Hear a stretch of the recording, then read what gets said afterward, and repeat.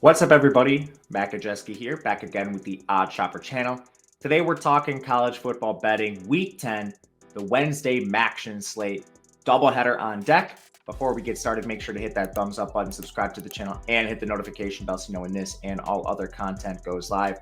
We're also brought to you by Bet365, and they have a limited time offer for those of you in Kentucky, Ohio, New Jersey, Virginia, Iowa, and Colorado.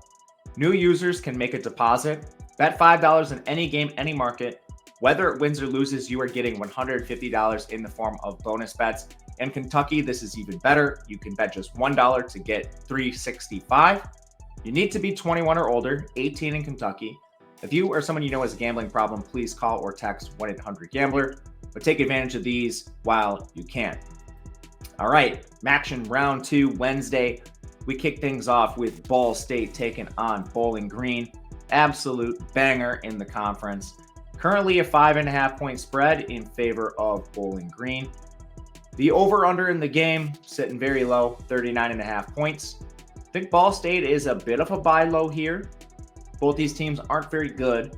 But first and foremost, Ball State made a quarterback change. They have Kyle Kelly taking over. He is not good as a passer. 51% completion, 5 yards per attempt, no touchdowns, 1 interception. But what he does do is he runs the ball really well. And that's something that Lane Hatcher doesn't do, Samoza doesn't do. Ball State doesn't have good quarterback play from a passing perspective. But having a mobile signal caller is good for this team because they have a decent offensive line. 49th in pass blocking, 83rd in run blocking. They're a MAC school, so don't expect like top 10 units anywhere. But that's definitely going to help put pressure on a Bowling Green defense that ranks 93rd against the run. So right away, I think Kyle Kelly should be able to have some success on the ground. And that's going to be important here in a game that has a low margin for error with a low total. We're talking two really slow teams. On the other side, I'm not really buying Bowling Green either. Their offense is outside the top 100. They're 119 in efficiency.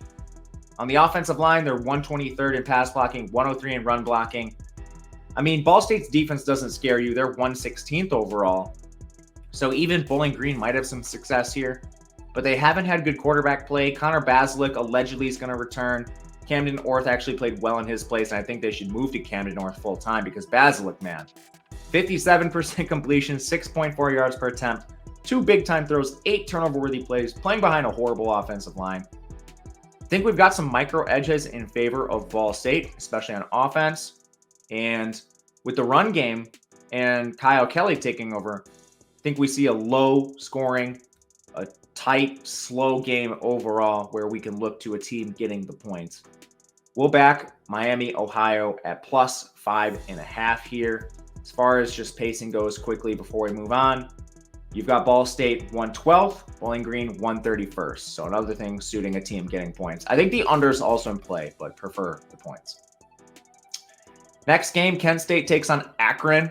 The bottom of the MAC. Akron is a 3.5 point favorite. The total is 38, so similar vibes to the previous game.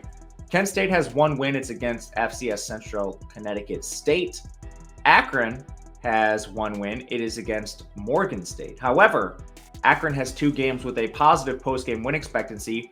Indiana 29-27, 69% of the time Akron wins that game. Buffalo 13-10, 87% of the time Akron wins that game. Unfortunately, since those 2 contests, they lost their quarterback. DJ Irons tore his ACL. Now they move to Jeff Undercuffler, who's been decent as a passer.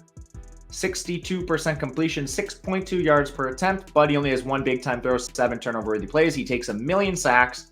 He has negative 116 rushing yards, which is a huge problem because Akron has an offensive line with a 35.5% pressure rate. 108th in pass blocking, 125 in run blocking. With Irons under center and his mobility, they did not have any problems getting out of pressure, but now with Undercuffler, the guy can't move. So he's taking a ton of sacks. Unfortunately, or I guess fortunately for them, unfortunately for Kent State, the Flashes are 130th in pass rush. So this might not actually be as much of an issue against Kent State. The Kent State defense is 125th in efficiency. I mean, they haven't been able to get after anybody. And outside of that offensive line, I actually like some of the talent on Akron. They have high-profile transfers like Lorenzo Lingard. He's their running back. He came from Florida. And Akron's been in games. And largely they've been in games because of their defense. They rank 65th, 66th against the run, 70th in coverage.